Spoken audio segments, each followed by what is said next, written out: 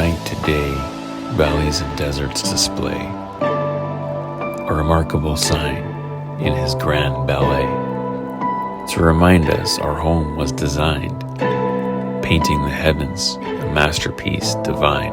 I've been riding to seek his embrace in a desolate space where I find comforting grace.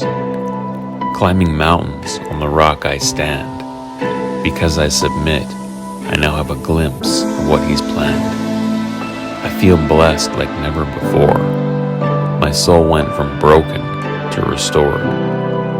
To a foreign land I've come, his mission unraveling, the journey has just begun. I pray you'll get to know him like a father close to his son, because that's all he wants, relationship, not religion. For you to talk to him about anything, he'll listen, because you're one of his children.